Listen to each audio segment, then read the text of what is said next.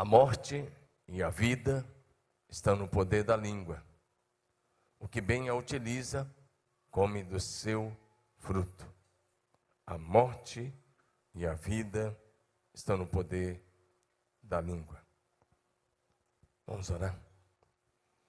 Sim, Senhor, nós pedimos que liberes a ação e a unção do Teu Espírito sobre cada pessoa que aqui está. E que o Senhor fale conosco, do Teu jeito e da Tua maneira, e que a Tua vontade, que é boa, perfeita e agradável, seja manifestada nesta manhã, e que o Teu Espírito nos convença mais uma vez, e nos leve, Deus, a falar a Tua linguagem, para o louvor da Tua glória. Oro com fé em nome de Jesus, amém. Diga amém.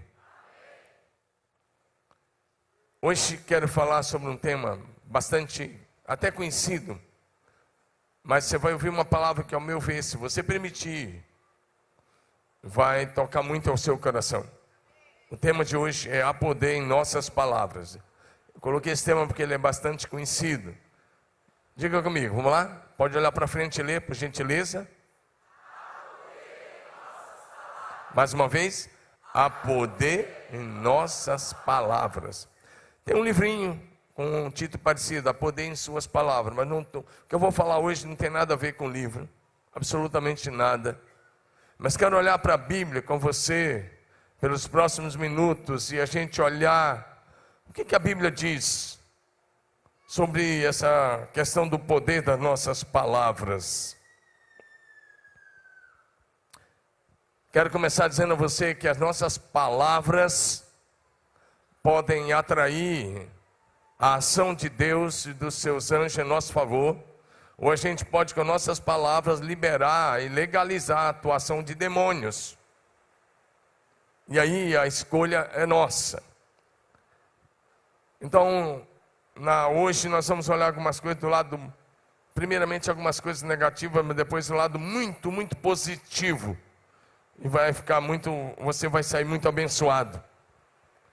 Mas eu quero começar dizendo a você que há poder nas nossas palavras quando nós, pela fé, falamos a palavra de Deus. Não há poder nas nossas palavras naturais. Há poder nas nossas palavras quando nós falamos pela fé a palavra de Deus. Para que as nossas palavras manifestem o poder de Deus, a primeira coisa que é necessária é que nós estejamos alinhados com o céu. Alinhados com o coração de Deus, um alinhamento. Diga comigo, alinhamento. Diga de novo, fala bonito, alinhamento. Alinhamento com o céu, alinhamento com o coração do Pai que está no céu. Porque quando você está alinhado com o céu, com a cultura do céu, com os princípios e valores do céu, você vai falar a linguagem do céu, a linguagem do papai que está no céu. Diga amém. Eu fico pensando que Deus, o tempo todo, está olhando para nós, desejoso de nos ver falando a linguagem dele. Porque nós trazemos conosco desde o nascimento a linguagem da terra. E Deus quer que falemos a linguagem do céu na terra. Sim, não é só quando chega lá, é agora. E a linguagem do céu qual é, pastor? É a linguagem da fé, é a linguagem da bênção, é a cultura da bênção. É falar aquilo que é bom, que edifica, que constrói. Diga amém. Porque a linguagem do inferno é completamente diferente. A linguagem do inferno é pessimista, é negativa. É a linguagem da morte, da doença. É essa linguagem. Muitas vezes nós estamos falando muito mais. Nossa palavra, às vezes, nossas palavras estão muito mais influenciadas pelo inferno do que pelo céu.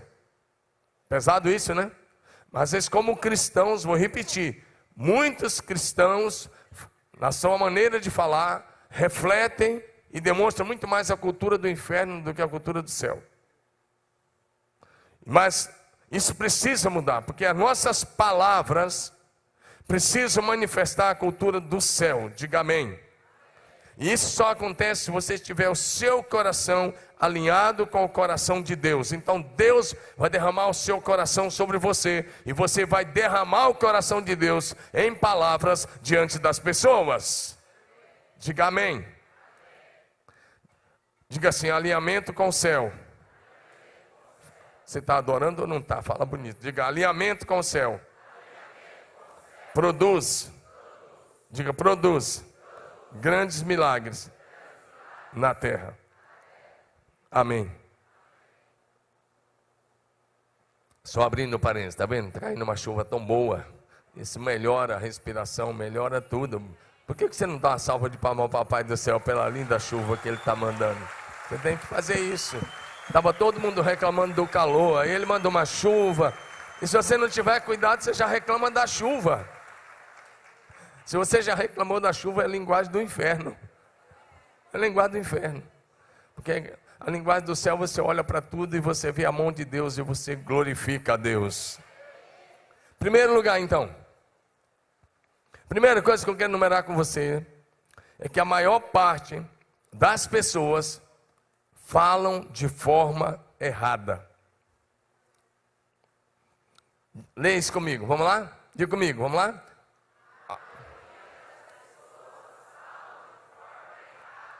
A maioria das pessoas falam de forma errada. E aí eu não estou falando português. Eu não estou me referindo à língua portuguesa. Ou qualquer outra língua, não. A maioria das pessoas falam de forma errada porque a nossa linguagem, como eu disse, reflete muito mais a cultura de um mundo sem Deus do que a cultura do reino de Deus. Porque se somos cidadãos do reino do céu, a nossa fala tem que mostrar a cultura do reino dos céus. Tem que demonstrar a cultura de Deus que nós encontramos nesse livro aqui, chamado Bíblia Sagrada. Diga amém. As pessoas, de um modo geral, falam muito mais, como eu disse, a linguagem que reflete um mundo influenciado pelo maligno, um mundo corrompido, um mundo perverso, um mundo que tem uma influência do inferno, até sem saber, falam essa linguagem. Quem disse que o mundo jaz no maligno foi o Senhor Jesus. E o apóstolo João escreve também assim, 1 João, capítulo 5, verso 9, ele diz, sabemos que somos de Deus e que o mundo inteiro jaz no maligno. 1 de João, primeira epístola, tá bom? Acho que saiu errado aí. 1 epístola de João, repetindo, sabemos que somos de Deus e que o mundo inteiro jaz no maligno. Diga amém.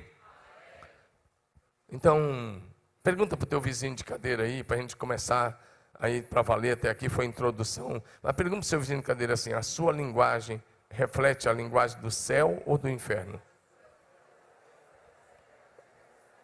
É séria a pergunta, né?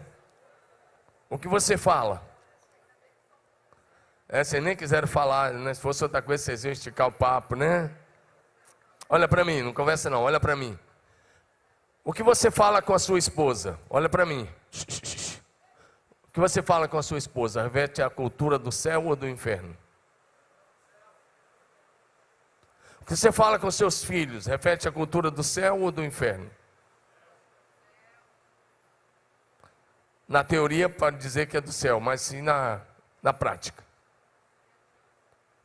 Deixa eu te dizer uma coisa, se você amaldiçoa seu casamento, você está refletindo a cultura do inferno. Se você amaldiçoa suas finanças, você está refletindo a cultura do inferno. Se você não glorifica a Deus com o pouco que você tem, você está refletindo a cultura do inferno. Mas se você tem um coração grato, a gratidão reflete a cultura do céu. Diga amém. Por que eu disse que a maioria das pessoas fala uma linguagem que é muito mais influenciada por uma cultura negativa, mundana e diabólica do que a cultura do céu, mesmo cristãos? Por quê? Porque as pessoas preferem falar mais, por exemplo, de doença do que de saúde. Senta numa roda de aposentados. Senta numa roda de algumas pessoas assim. Rapaz, eu escuto algumas conversas, misericórdia. Você foi no médico? Fui. E aí, como é que foi? E o remédio? E começa a falar cada um, e aí um indica um remédio para o outro, outro para o outro. Meu Deus, é uma linguagem totalmente complicada. O doutor Romil está dizendo que não, mas porque ele é médico, né? Ele é diferente, né? Isso é demais, né? Outro lado está dizendo que não. Então, não é o caso dos aposentados da igreja. Deixa eu corrigir. Não é o caso dos aposentados daqui. É isso aí, meu irmão. O irmãozinho está vibrando ali. Me ajuda aí. Vamos tirar daqui. Não é o caso dos aposentados daqui. Os aposentados daqui são diferentes. Totalmente diferentes. Muda tudo.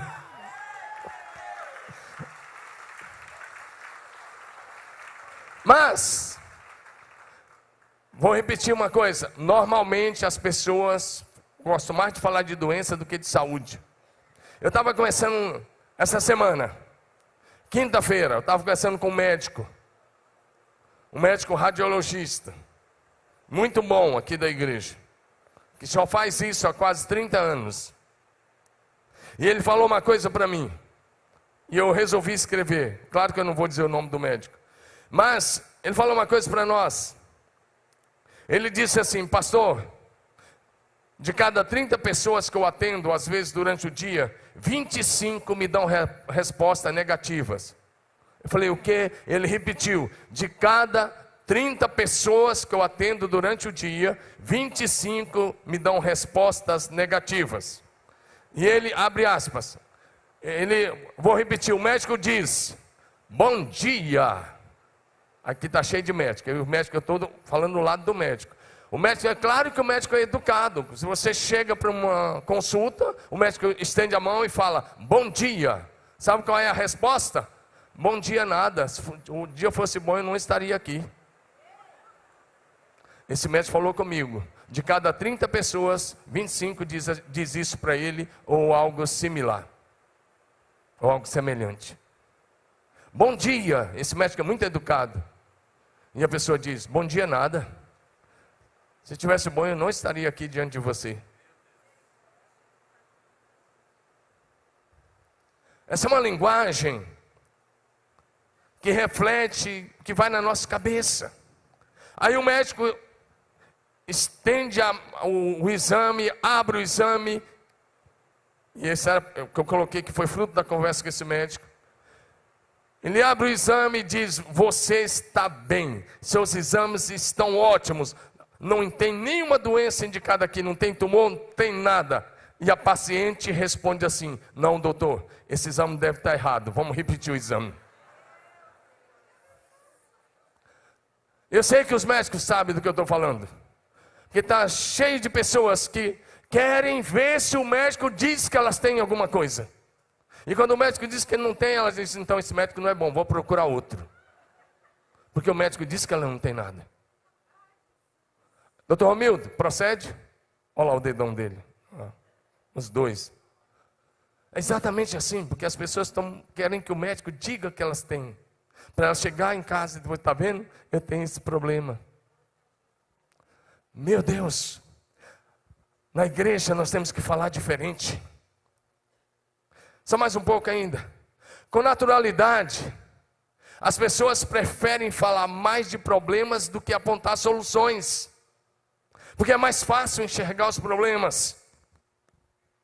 Mais difícil é apontar soluções. Muitos cristãos, evangélicos, inclusive católicos de um modo geral, falam mais de derrotas do que de vitórias. Pior, falam mais de morte do que de vida. Acontece uma morte, já cai no WhatsApp, tudo, para tudo que é lado, em tudo que é rede social. Você viu, alguém se suicidou, o outro lá fez isso, o outro fez isso. Mas acontece um milagre na igreja, ninguém posta. Ninguém posta. Há umas 3 semanas atrás, nós estávamos aqui na igreja, vou contar isso, vocês vão ver esse testemunho em um dos próximos domingos. Eu não sei se essa irmã está aqui, é uma irmã da intercessão, e eu esqueci o nome dela agora, uma irmã loirinha do cabelo loiro da intercessão, uma senhora bem branquinha. Como é que é o nome dela? Você também não sabe?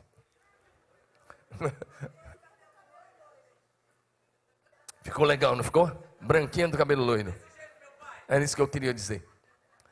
Ela falou comigo ontem, nós estamos lá na sala de cura, nós estamos lá no Santema Sala de Cura, e ela falou comigo ontem, lá no prédio da Nova, onde nós temos as manhãs de cura, todo sábado agora.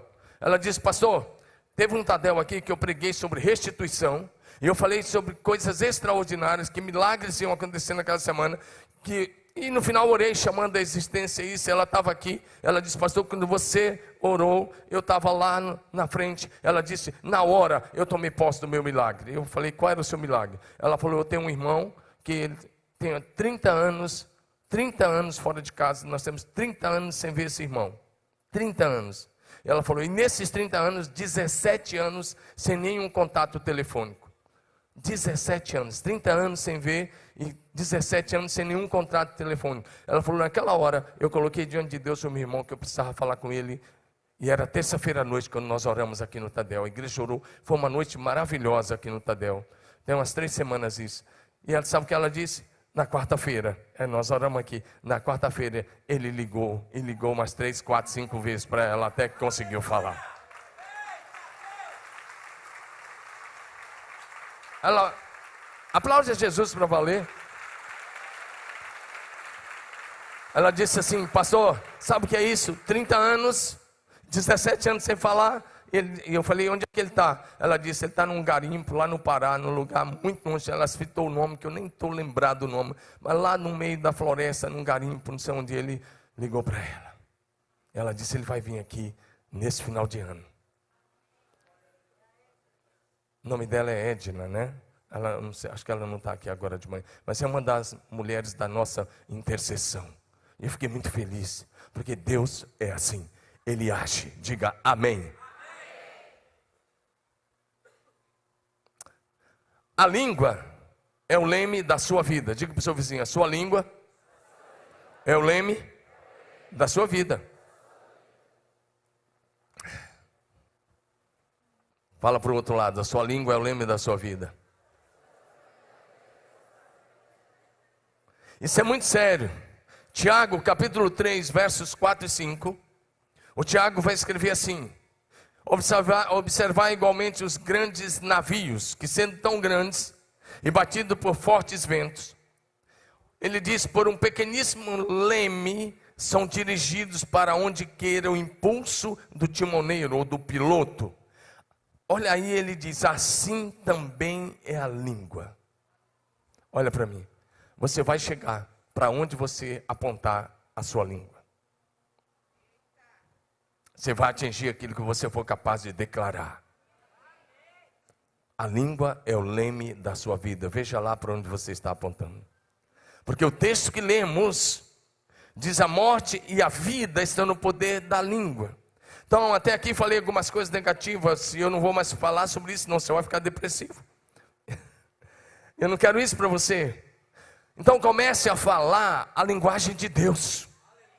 Saia desse culto hoje com o compromisso de falar só o que é bom, só o que abençoa, só o que edifica, só o que constrói. Fale bem da sua saúde, fale bem de você mesmo, porque a Bíblia diz: ame o seu próximo como você ama você mesmo. Amarás o teu próximo como a ti mesmo. Se você falar mal da sua própria saúde, você está sendo inimigo da sua própria saúde. Comece a falar bem da sua saúde. Comece a declarar que você tem a saúde de Jesus Cristo. Comece a declarar que você vai ter uma vida longa, abençoada, próspera, bem-sucedida. Fale bem da sua família. A primeira pessoa que tem que falar bem da família é você. Diga amém. Pare de falar mal do seu casamento. Ele pode até estar destruído, mas você pode começar a declarar: chama a existência o milagre de Deus no seu casamento. Fale bem da igreja, porque foi aqui que você conheceu a Jesus Cristo de Nazaré. E se você é salvo, você deve primeiramente a Jesus, mas você deve a alguém daqui que te pregou a palavra. Seja grato, fale bem da sua igreja.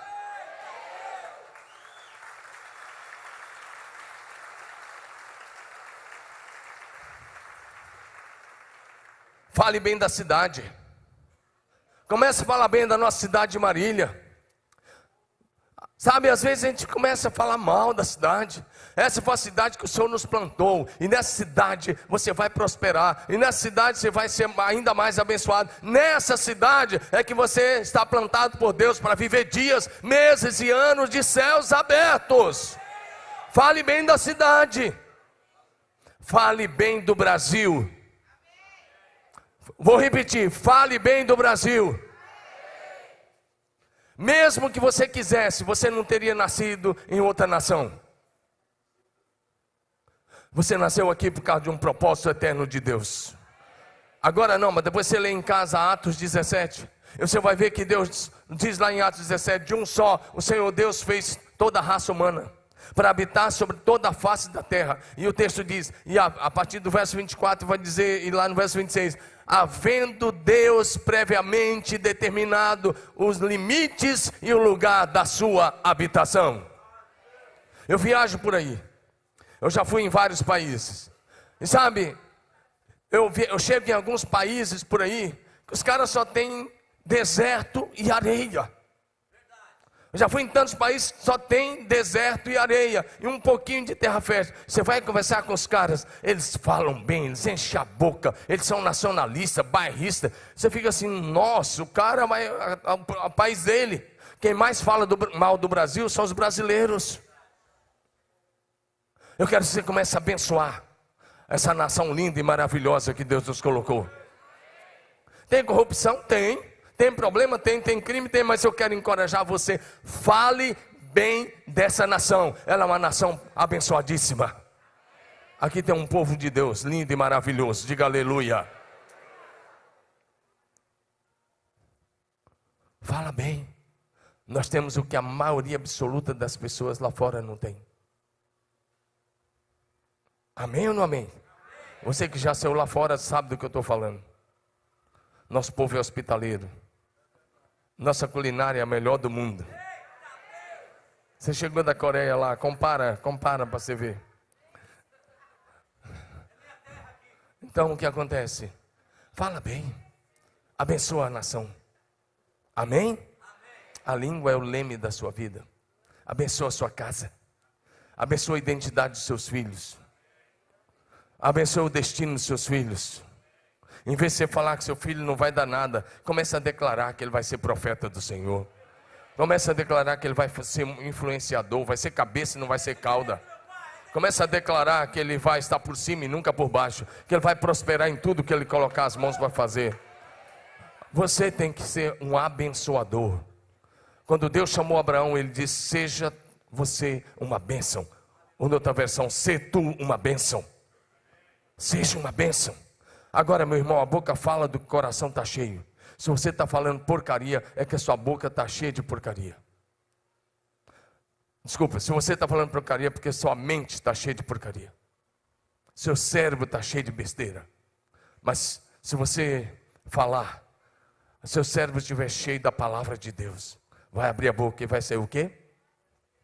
Vai abrir a boca e vai sair o quê? Se a sua mente estiver cheia da palavra de Deus, vai abrir a boca e vai sair a palavra de Deus. Diga amém. Em segundo lugar, e vou passar bem rápido, mas é bem interessante agora, porque agora eu vou tecer algumas coisas até históricas. A palavra de Deus, proferida de forma profética, é poderosa e eficaz. Diga isso comigo, vamos lá? A palavra de Deus, proferida de forma profética, é poderosa e eficaz. O que faz com que as nossas palavras sejam poderosas é uma fé firme e inabalável na palavra de Deus. Diga aleluia. É o nosso coração alinhado com o coração de Deus, o nosso Pai, e a palavra no nosso coração que vai fazer a diferença. Por exemplo, você sabia que para a sua salvação você precisa verbalizar a sua fé? Não adianta você ficar mentalizando. Eu estou aqui, estou mentalizando a minha fé. E se você tiver uma tendência budista, você vai fazer aquelas coisas lá e vai ficar lá. Se for yoga, você vai ficar lá fazendo misericórdia. Não. Você precisa verbalizar. Diga comigo, verbalizar. Romanos 10, 9 e 10. Romanos 10, 9 e 10 diz assim para a gente: se com tua boca confessares a Jesus como Senhor, e em teu coração creres que Deus o ressuscitou dentre os mortos, serás salvo. Porque com o coração se crê para a justiça, e com a boca se confessa para a salvação. Então, se você não é surdo, mudo, você vai precisar declarar com a sua boca e em voz alta que Jesus Cristo de Nazaré é o seu único Senhor. Se você nunca fez isso, faz isso agora. Levanta sua mão e diga: vai lá, eu declaro, vai.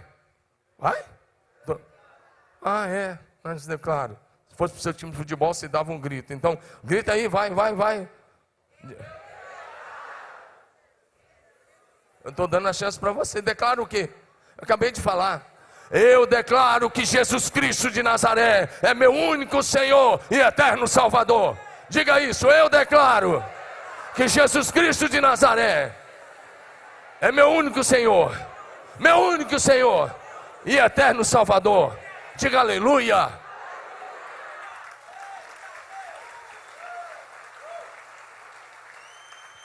Para ser salvo é isso, coloca o verso 9 de novo. Olha lá. Se é uma condicional, se com tua boca, se confessares a Jesus como Senhor, e não, deixa aí, e no teu coração você crê que Ele foi ressuscitado dentre os mortos, você vai ser salvo, mas tem que confessar. Se você nunca fez isso, tem que fazer em voz alta, e como eu disse, não adianta ficar mentalizando, não adianta falar, é que eu estou orando em espírito, é a mesma coisa de alguns que eu fico, uma vez eu fui numa igreja, São Paulo, capital. Eu fui pregar numa igreja.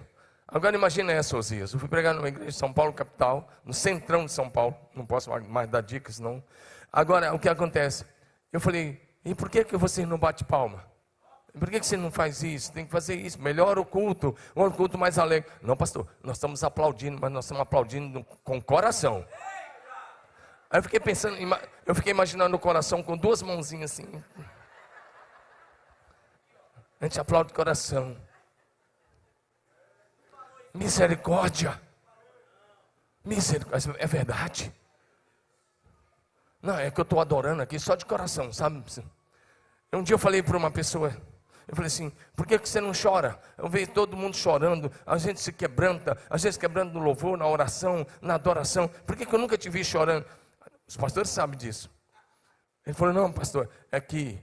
Isso estava no meio da reunião de pastor. Ele falou, era um dos pastores da equipe. Ele falou assim, não, pastor, é que eu choro por dentro. É verdade, a gente ouve cada uma aí. A gente ainda não ouviu tudo. Chorar por dentro. Misericórdia. O Robert, ele orava assim. Evan Robert, quebranta-me, Senhor, quebranta-me, Senhor. Se o seu coração for quebrantado, você vai chorar, e não vão ser lágrimas de crocodilo, vão ser lágrimas de arrependimento, de quebrantamento, de adoração ao Senhor, e lágrimas também de alegria diante de Deus. Mas chorar por dentro, bater palma com o coração, Jesus, tem misericórdia de um negócio desse. Você tem que falar, se com tua boca confessares, se tua boca confessares, Jesus como Senhor, diga aleluia. O Senhor Deus, agora escute porque eu estou pregando essa palavra, presta atenção nisso. O Senhor Deus Todo-Poderoso, o El Elyon, o Altíssimo Deus, que o céu é o seu trono e a terra é o estrado dos seus pés, o Deus Altíssimo e Todo-Poderoso, escute isso, eu estou te dando um princípio agora.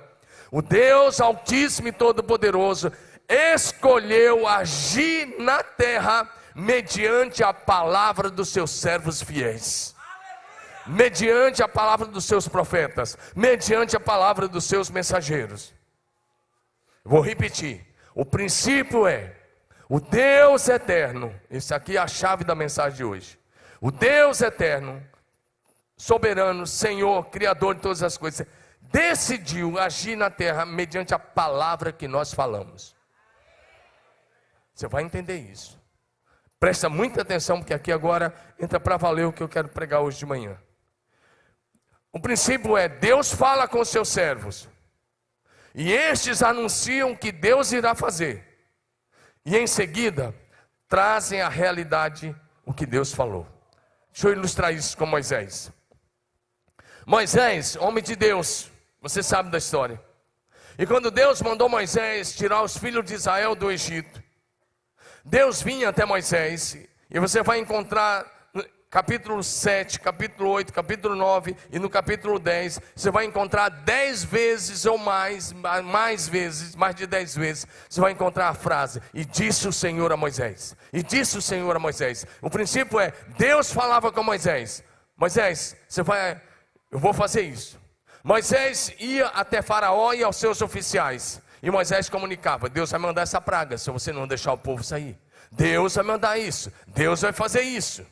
Ele avisava o faraó não mudava de ideia. Então Moisés ia lá e falava a palavra e executava o que Deus havia dito. Foi assim com as 10 pragas. Se você estudar esses capítulos de Êxodo 7, a partir do verso 14, até o capítulo 10,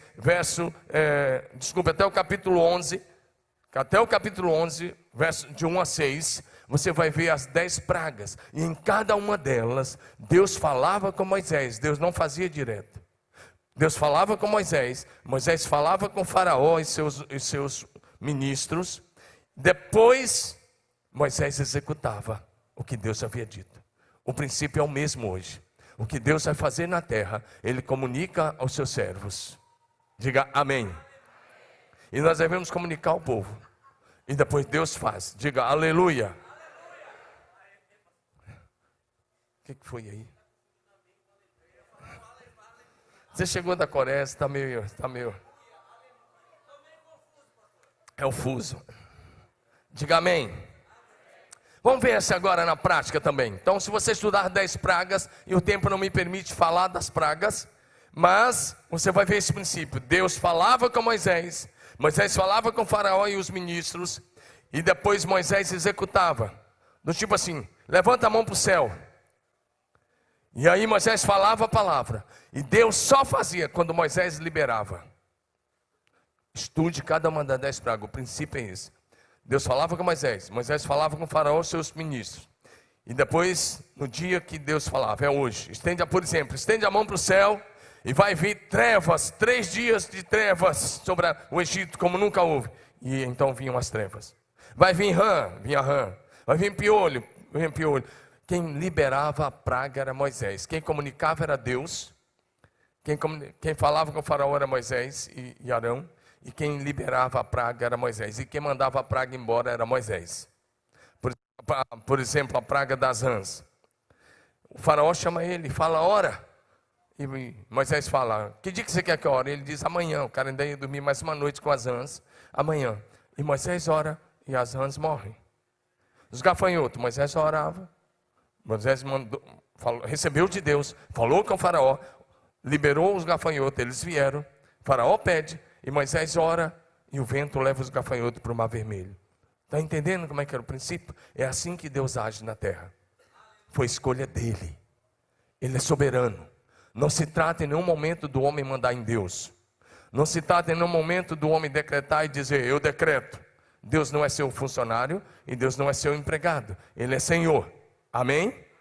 Mas Ele escolheu agir na terra mediante a palavra dos seus servos. Vamos para frente um pouquinho aqui. Deixa eu te dar outro exemplo. Eu quero que você veja comigo um exemplo fantástico. Para que você veja o poder das nossas palavras, eu vou repetir mais uma vez, é preciso que você esteja alinhado com o céu. E ao mesmo tempo ter uma fé em ação. Diga comigo, fé em ação. Mas ao mesmo tempo você precisa dessa fé em ação, você precisa de coragem e ousadia. Diga comigo, coragem e ousadia. Diga de novo, coragem e ousadia. Alinhamento com o céu, fé em ação, muita coragem e ousadia. Se você quer ver o céu fazendo alguma coisa que você fala, diga amém. Agora, vamos para Josué capítulo 10, por favor, projeção, já está aí. Josué 10, de 12 a 14. Olha se procede o que eu estou falando com você. Josué 10, de 12 a 14. Então Josué falou ao Senhor no dia que o Senhor entregou os amorreus nas mãos dos filhos de Israel. Olha o que Josué disse. E disse na presença dos israelitas. Olha a loucura aqui. Se você visse um cara falar isso hoje, e você sendo evangélico, e você fosse um psicólogo aqui, que nem o Daniel está aqui, o que você ia fazer? Você ia falar assim, bota lá no hospital, na ala de psiquiatria, leva para lá, coloca a camisa de força, enquadra o cara, porque ele está louco. Agora, olha o que esse cara faz. Olha o que esse homem de Deus fez. Ele olha para o sol e ele diz assim, Olha, ele dá uma ordem para o sol. Loucura da loucura do ponto de vista ocidental e incrédulo, não do ponto de vista da fé. Ele diz na presença dos israelitas: sol, fique parado em Gibeão, e tu, lua, o cara falou com o sol e com a lua, meu Deus, e tu, lua, no vale de Aijalon. Agora escute a palavra: o sol se deteve e a lua parou, até que o povo se vingou dos seus inimigos. Não está isso escrito no livro dos justos? E ele volta a dizer: o sol, pois, se deteve no meio do céu, e não se apressou a pôr-se quase um dia inteiro. Ou seja, o sol ficou parado no meio do céu por mais 12 horas. Diga, 12 horas. Não houve dia semelhante a este, nem antes e nem depois dele. Agora o mais importante: tendo o Senhor Deus atendido à voz de um homem, porque Deus pelejava por Israel. Então o que eu estou dizendo, que há poder na nossa palavra, está mais uma vez bem claro aqui. Esse homem de Deus chamado Josué estava numa batalha com os amorreus, e de repente ele percebe que o dia ia ser pequeno. Em Israel escurece cedo, depende, se for no outono escurece 16h30, 17 horas escurece. Ele olha e fala: não vai dar tempo. E ele para onde ele está, na frente dos seus oficiais, seus generais, na frente de muita gente, e ele grita, e ele diz. E aqui foi diferente, aqui não tinha aquele princípio de Deus falar: manda o sol parar. Deus não falou com ele, ele falou com Deus. E ele disse: eu preciso de um dia maior, preciso de mais tempo. A batalha era corporal, era com espada, lança. Ele disse: sol, fica parado onde você está, e você, lua, onde você está também, porque eu preciso de mais tempo. A gente sabe hoje que não foi o sol que parou. A gente sabe que é a terra que gira em torno do sol. Nós sabemos disso hoje. Mas graças a Deus que eu acho que o Josué não sabia disso, e ele não estava nem aí para isso, sendo movimento de rotação e translação da terra. Ele deu uma ordem, e essa ordem aconteceu. Ele não deu uma ordem para Deus, ele deu uma ordem para o sol e para a lua. Eu sei, você sabe que Deus mexeu no movimento de rotação e translação da terra, ouvindo a voz de um homem. Então há poder nas suas palavras. Vou repetir: há poder nas suas palavras. Lembra que eu disse: a língua é o leme da sua vida? Fale bem de você, fale bem da sua família, fale bem da sua cidade, fale bem da nação. Comece a declarar a bênção de Deus aonde você for. Você foi chamado para abençoar e não para amaldiçoar ninguém.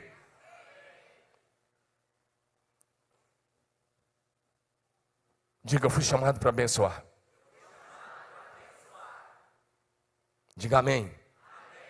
Você acha que está tão distante de você? Josué vivia numa aliança inferior à nossa, promessas inferiores. De acordo com Hebreus 8:6, nós estamos debaixo da aliança que é superior a todas as outras. Nós estamos debaixo do ministério que é superior a todos os outros. E nós estamos debaixo das promessas superiores a todas as outras. Porque nós estamos na nova e eterna aliança em Cristo Jesus. Então há poder nas suas palavras. Diga amém. Deixa eu te dar mais um exemplo para produzir fé. Sabe por que eu estou te ensinando sobre isso hoje de manhã? Porque às vezes você está vivendo derrota que você declarou. Você está colhendo o que você semeou com palavras. E isso precisa mudar. Às vezes sua célula não rompe porque você é o primeiro a olhar e falar que a célula é difícil. Não existe célula difícil. Existe líder que não ora e não declara a palavra de Deus. E existe líder que ora e declara a palavra de Deus. Quarta-feira eu fui numa célula quarta-feira com o Eli e com o pastor Fabiano. E a célula é no sítio. A gente viaja, chega no sítio ali saindo aqui pela região norte da cidade. No sítio. Não tem casa perto. E tinha umas 30 pessoas adultas, fora as crianças, não é, pastor? No sítio. E você que está no meio do marumando, que está falando que a célula é difícil. O milagre pode estar na sua boca. Eu vou repetir: o milagre está na sua boca. É você que declara o milagre ou não. Se você quer um milagre, você tem que declarar o milagre. Você tem que nomear o milagre. E se você tem que tomar posse do milagre pela fé. Diga comigo, nomear, declarar e tomar posse, em nome de Jesus. Agora isso é para quem está alinhado com o céu, diga amém. Pela fé, agora sou eu. Presta atenção nessa, pela fé nós podemos falar a palavra do Senhor e estabelecer decretos do céu na terra. Vou repetir, pela fé nós podemos falar a palavra do Senhor em toda e qualquer situação, estabelecer os decretos divinos na terra e mais, assumir o controle espiritual da situação. Vamos olhar para 1 Reis 17, verso 1. Primeiro livro de Reis, capítulo 17, verso 1. Talvez você vai falar, ô pastor, já conheço essa matéria. E eu te pergunto, você está praticando? Uma coisa é conhecer, outra coisa é praticar. Porque a gente conhece muita coisa, mas no dia a dia faz diferente, fala diferente, age diferente. E isso tem que mudar aqui dentro da igreja. Tem que mudar na sua casa, tem que mudar na sua célula, tem que mudar no seu grupo familiar. Casado para sempre, educação de filho, finanças, seja qual for. Aliança, tem que mudar. Porque é fácil julgar o livro pela capa. É fácil olhar para um cara e falar, não, isso aí não vai dar nada, esse não quer nada com nada. Agora, declarar a transformação é que é o nosso papel. Diga amém, meu irmão. Olha o que esse homem de Deus faz, era um jovem, Elias. Elias, que era de uma pequena aldeia chamada Tisbé, nessa região de Gileade. Ele vai diante do rei Acabe e olha o que ele disse, né? Aí tá, juro, mas ele falou, mas deixa essa versão mesmo. Eu juro pelo nome do Senhor, Deus de Israel, a quem sirvo. Olha o que ele diz. Que não cairá orvalho nem chuva nos anos seguintes, a não ser mediante a minha palavra. Ele não diz a não ser mediante a palavra de Deus. Ele começa dizendo, assim diz o Senhor Deus de Israel. Ele está falando com o rei. Ele não está falando com o empregado do rei, ele está falando nos olhos do rei. E ele está dizendo, eu estou decretando uma coisa em nome do Senhor. Nos próximos anos não haverá nem orvalho e nem chuva. Sabe aquele orvalho que de noite molha a grama? Isso é a gente que trabalha no face a face, molha o solado do tênis, começa a esfriar o pé. Sabe aquele orvalho? Ele disse, não vai ter nem orvalho nos próximos anos. Ele não disse por uma semana, ele não disse por um mês, ele disse anos. Diz nos próximos anos. Fala, nos próximos anos. Se você for para Tiago no capítulo de número 5, versos 17 e 18, o texto vai dizer, Elias era homem sujeito ou semelhante a nós, sujeito aos mesmos sentimentos, e orou com insistência para que não chovesse sobre a terra, e por 3 anos e 6 meses não choveu. Esse homem suspendeu a terra e orvalho por 3 anos e 6 meses. E o verso 18 vai dizer, ele orou outra vez, e o céu deu chuva, e a terra produziu o seu fruto. Olha para mim, volta com o texto de 1 Reis 17, 1. Quando Elias declarou, assim diz o Senhor, a palavra de Deus, pelos próximos anos não vai cair orvalho e nem chuva. Olha o que ele disse, quando eu disse assumir o controle. Ele disse, a não ser, ou exceto, ou a não ser mediante a minha palavra. Olha o poder da palavra desse homem. Olha o poder da palavra de Deus na boca dele. Sabe por que é que ele fez isso? Israel, rei do norte, influenciado por Acabe e Jezabel. O palácio sustentava 450 profetas para promover a adoração a Baal. Baal era considerado o deus da fertilidade e o deus da chuva. Então Elias vai lá e diz, vocês não têm 450 profetas que ensinam que Baal é o deus da chuva e da fertilidade? Pois bem, em nome do Deus do céu, Yahvé, o único Deus, eu estou suspendendo a chuva. Podem continuar clamando ao Baal de vocês. E vamos ver se nos próximos anos o Baal de vocês vai dar chuva. Agora ele falou a palavra e continuou em oração. E eles clamaram Baal, não só no Carmelo, eles clamaram a Baal 3 anos e 6 meses. E por 3 anos e 6 meses não choveu e nem caiu orvalho. Para mostrar que Elias era o servo de Deus, representante do Senhor Deus na terra. Diga amém, meu irmão. Há poder nas suas palavras, irmão. Nós acabamos de lançar na última terça-feira um programa de empoderamento das células. E se você aplicar, suas células vão crescer e multiplicar muito. Mas se você for o primeiro a falar mal, sua célula vai viver derrota. Sua casa vai viver derrota. A minha missão aqui é te ensinar os princípios. E a sua missão é praticar os princípios que são ensinados aqui nessa casa. Diga amém. Elias disse: não vai ter orvalho nem chuva. Tinha 450 homens do outro lado orando ao Deus falso deles, o Baal. E tinha um do lado de cá, que estabeleceu a palavra, ele falou a palavra. Há poder nas nossas palavras. Elias tinha base para dizer isso? Tinha. Toda oração tem que ter base bíblica, não é coisa que a gente inventa, imagina, é base bíblica. Se você estudar Deuteronômio 28, de 15 em diante, vai falar das maldições. E lá no verso 22 e 23, principalmente de Deuteronômio 28 e 23, Deus disse: ó, se vocês se afastarem, se vocês se tornarem idólatras, o céu vai ser como de bronze e a terra como de ferro embaixo dos pés de vocês. Então ele tinha base. Ele orou com base no que estava escrito, porque o povo tinha se desviado. Ele tinha uma base de experiência para orar, para chover. Porque lá em 1 Samuel capítulo 12, Samuel, quando entregou o ministério de juiz, que ele ungiu Saul, e Saul agora era rei no lugar dele. Samuel era um profeta, era sacerdote, era juiz. O juiz era uma função de governo, ele entregou isso. Quando ele ungiu Saul rei no seu lugar, ele fez uma reunião pública com a liderança da nação. E em determinado momento ele disse assim: nós estamos no verão, não é verdade? Passou o período da colheita. E em Israel, verão é verão mesmo. Nós estivemos lá no verão algumas vezes, ninguém merece. Nós chegamos uma vez a olhar nós fotografamos isso. O termômetro lá no Mar Morto, no mês de julho, estava medindo 52 graus. É quase insuportável. Uma panela de pressão. E Samuel olha no período do verão, 1 Samuel 12, e ele diz assim: eu vou orar agora para mostrar que vocês erraram escolhendo um rei. E vai chover. E ele acaba de orar, o céu enegreceu-se. E caiu chuva torrencial. Então Elias tinha a base da palavra e tinha a experiência de Samuel. Sempre que você for orar e que você quer trazer para a terra algo do céu, você tem que ter uma base bíblica. E você, talvez seja melhor que você tenha lido alguma experiência. Diga amém. Mas o certo é que Elias assumiu o controle. E só voltou a chover quando ele falou. Se você estudar 1 Reis 18, depois que ele orou e o fogo caiu no Monte Carmelo, depois que os profetas de Baal foram eliminados, ele ficou lá e orou.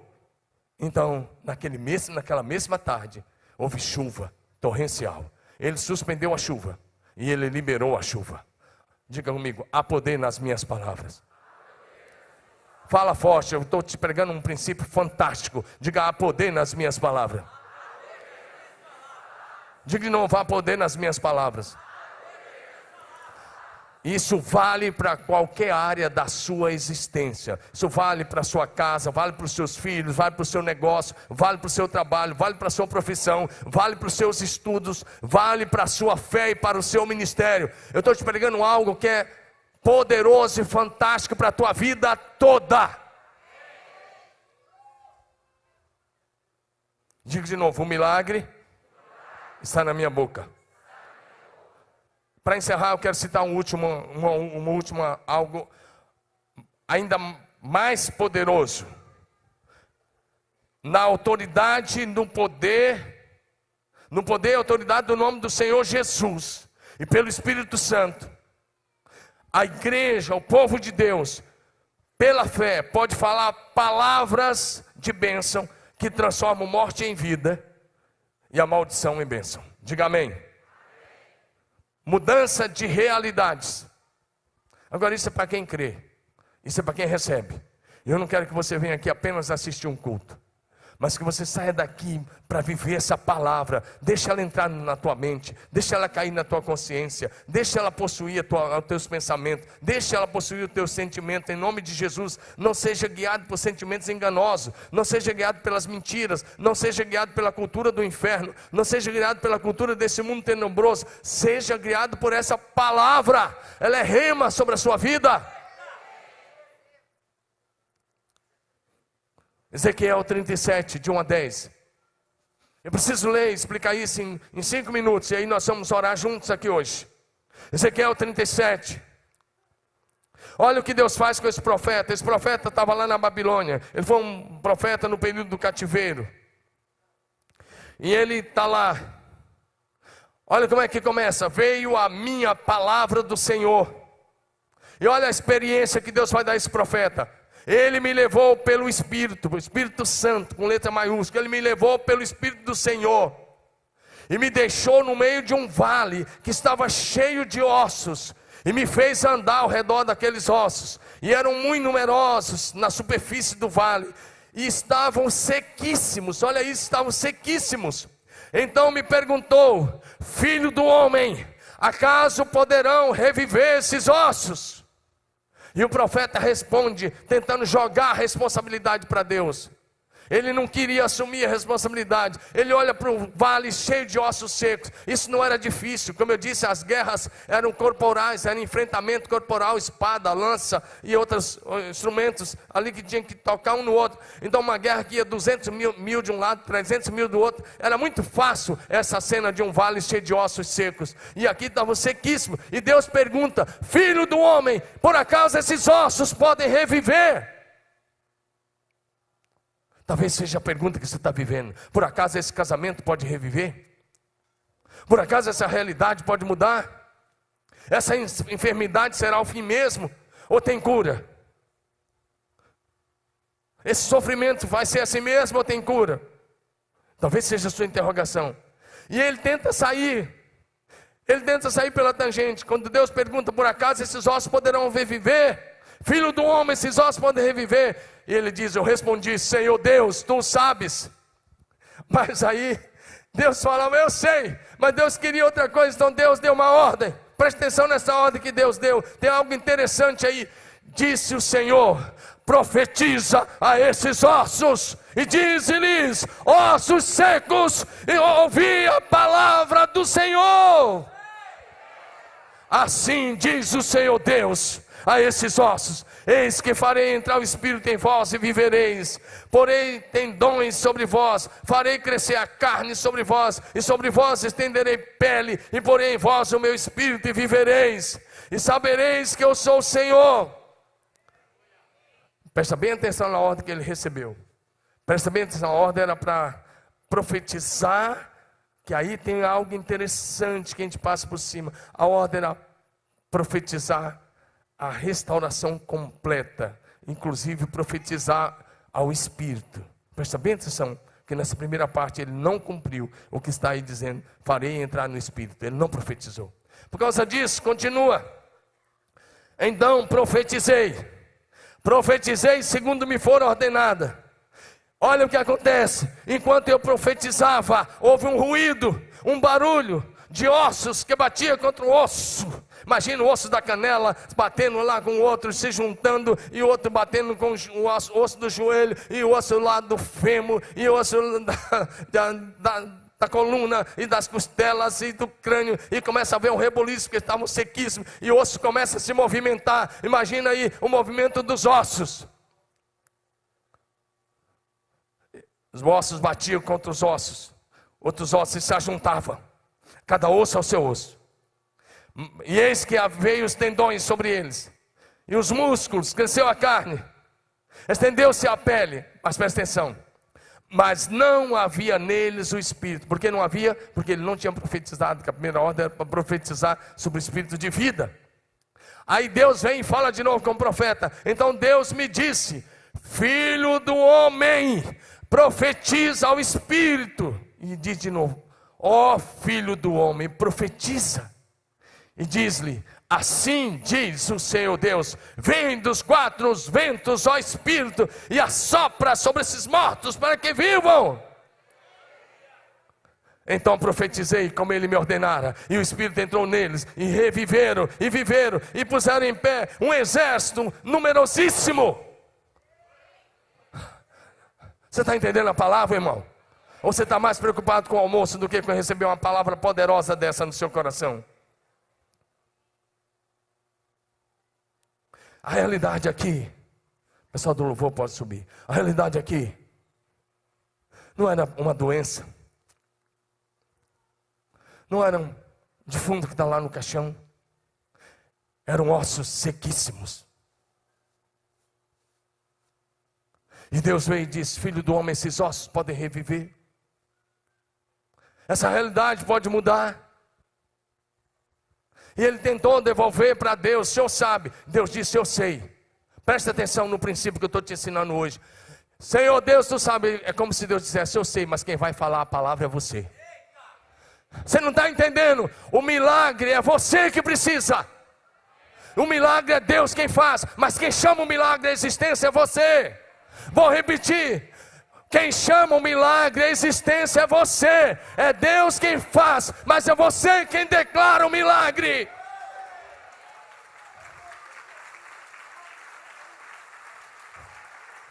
Vou repetir: o milagre é Deus quem faz, mas quem chama o milagre à existência é você.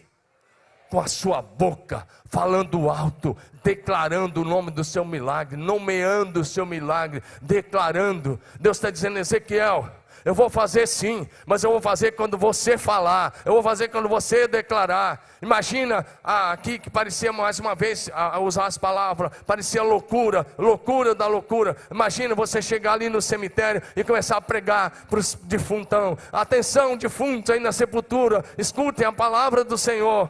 Não, não é isso. Deus está dizendo que não existe realidade impossível para Ele. Não há impossíveis para Deus. Não há milagres que Deus não possa fazer. Não há realidade que Deus não possa mudar. Não há realidade que Deus não possa mudar. Não há nada que Deus não possa fazer. Quando Ele dá a primeira profecia, os ossos se batem, cada osso com o seu osso. Ele se junta, forma os esqueletos, vem os nervos sobre os ossos, vem a musculatura, vem a carne, vem a pele, mas não havia neles o espírito. E Deus disse: profetiza ao espírito, ao filho do homem. Profetiza, profetiza, filho do homem. E ele então profetizou: veio o Espírito dos quatro ventos. Não há causa impossível para Deus. Mas o milagre está na sua boca. O milagre está na sua voz. A sua língua é o leme da sua vida. Agora de manhã eu quero te convidar a vir à frente, a declarar o seu milagre, a ligar o céu com a terra, a desligar toda obra maligna na sua vida, e pela fé no nome que é sobre todo nome, o nome de Jesus Cristo, declarar o nome do seu milagre. Talvez você já está tão cansado da situação que você nem crê mais, mas hoje Deus pode fazer reviver a tua fé. Deus vai ressuscitar essa realidade. Nós estamos aqui na autoridade do nome de Jesus, declarando, nomeando, tomando posse. Se você tiver que falar com o sol, você vai falar. Se tiver que falar com a lua, vai falar. Se tiver que falar com o vale de ossos secos, você vai falar. Pela fé você vai declarar. O milagre está na sua boca. Você vai declarar o nome do seu milagre. Você vai chamar a existência aquele que não existe. Você vai sair daqui hoje para mudar a sua linguagem. Você vai parar de falar de doença. Você vai parar de falar de problema. Você vai parar com a crítica. Você vai parar com as palavras negativas. Você vai falar aquilo que você quer que Deus faça. Então, se você tem uma causa impossível, impossível aos olhos humanos, venha aqui à frente. Venha à frente, venha à frente. Responda ao Espírito Santo. Você vai nomear. Você vai abrir sua boca, você vai falar alto, você vai declarar o nome do seu milagre. Você não vai mentalizar nada, você não conquista nada mentalizando, pensando, idealizando. Você conquista quando você declara, quando você faz o que Ezequiel fez, quando você profetiza. Você vai olhar para a morte e profetizar a vida, vai olhar para o vale dos ossos secos e vai dizer que um exército poderoso vai se levantar. Hoje eu quero te convidar a profetizar o espírito de vida onde a morte, e a vida vai entrar, e a morte vai ser transformada para a vida.